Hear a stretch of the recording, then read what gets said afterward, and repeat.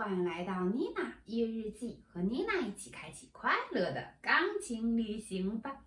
今天这期视频，妮娜想给大家讲一讲，在现实的谱子当中，我们到底如何演奏装饰音，有关于装饰音的种类以及每个装饰音写法、奏法，妮娜在之前的视频已经有详细的讲解了，朋友们呢可以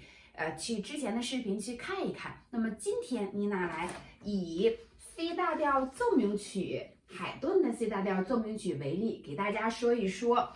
在实际的演奏过程当中，装饰音我们到底怎么去处理？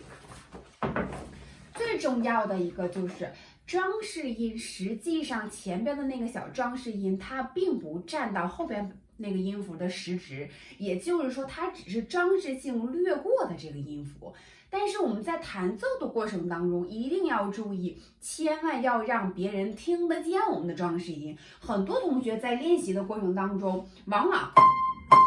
就有一个动作，但实际上那个音并没有发出来。想把它那个时值缩短，一定要注意，不要着急的那个音符的长短，而是要让别人听得清楚，你真的有在弹这个装饰音。然后其实它前面的这个特别好，就是妮娜上一集视频讲到的这个断奏，手腕断奏的另一种形式，除了点儿，就是这倒三角在这里有出现。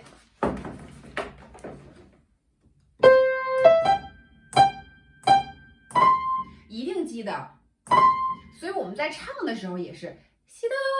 西哆，哎，你一定要把那个小小的装饰音给它做出来，完整的时值。然后呢，轻重也一定要把它挂到后边的这个音上，和后边的那个音符实音要做紧密的连接。前面第一句我们一起来做啊，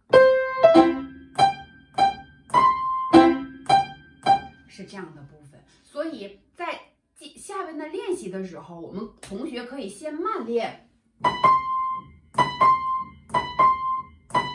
然后一点一点把这个速度给它提起来。一定记得前面的装饰音虽然不占任何的音符时值，但它一定是要让别人听得见的，是实实在在的音符才可以。好啦，今天妮娜跟大家分享一下装饰音在实际的乐谱演奏当中到底是如何去做的。如果你有任何的问题，都欢迎你在妮娜的频道下方留言，妮娜会第一时间回复给大家的。今天的视频就到这儿了，我们下次再见。